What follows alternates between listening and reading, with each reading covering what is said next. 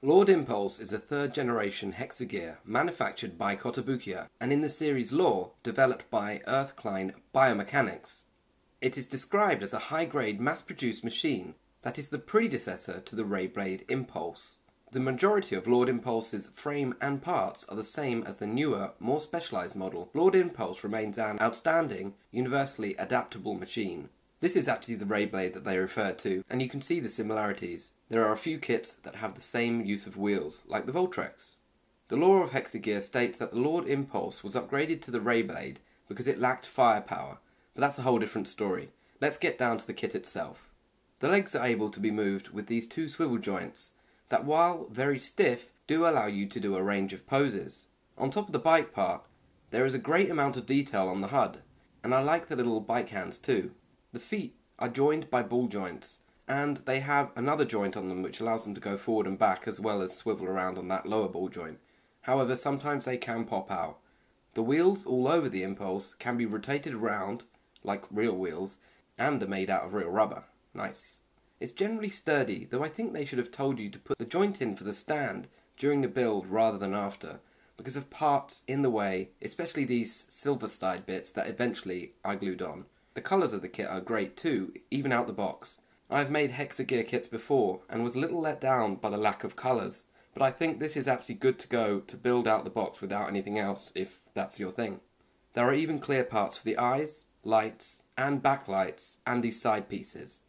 This makes for a lot of runners. This thing is a bulky kit. The mobile thrusters installed on either side of the front of the machine are not intended for acceleration, but rather as an instant altitude control when the machine jumps. Now, the main thing that your eyes will probably go to when looking at this kit is that trick blade that extends from the back of the machine and is a multi-jointed mechanical arm. The tip of the arm is equipped with movable claws that can be used to grab enemies such as governors.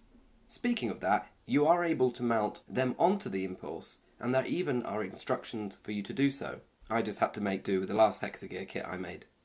Going back to the trick blade, while being very tedious to put together, 9 times the same parts over and over again, it makes this mech animalistic, which is really cool. The whole thing is linked by 3mm connectors, so you can attach as many additional parts as you wish.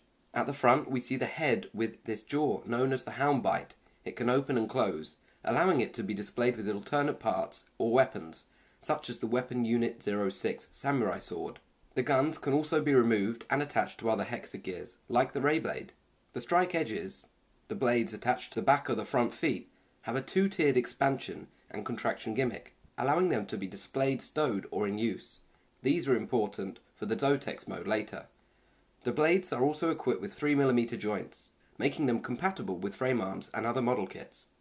The model can be converted between the combat-based Zotex mode or the motility-based vehicle mode, which is the default. As shown here in the instructions, it's just a quick fix. Here is the Zotex mode. I think it's pretty neat. It's basically just a more compact version of what you had before. Nothing added, apart from a part to connect the tail to the back leg. The kit also contains an archive card that is made out of thick glossy cardboard and has information on it in Japanese about the lore of the kit. So that's it. I really like this kit. It took me quite a while to put together. That is expected with the amount of parts. I like the moving wheels, the attention to detail, the flexibility that it allows you, and that stiffness that holds the kit together. It was a fun build, and can be a challenge to do in a short amount of time, so I would definitely give it a go. Anyway, thanks for watching, and I'll see you again next time on another Gunpla TV review.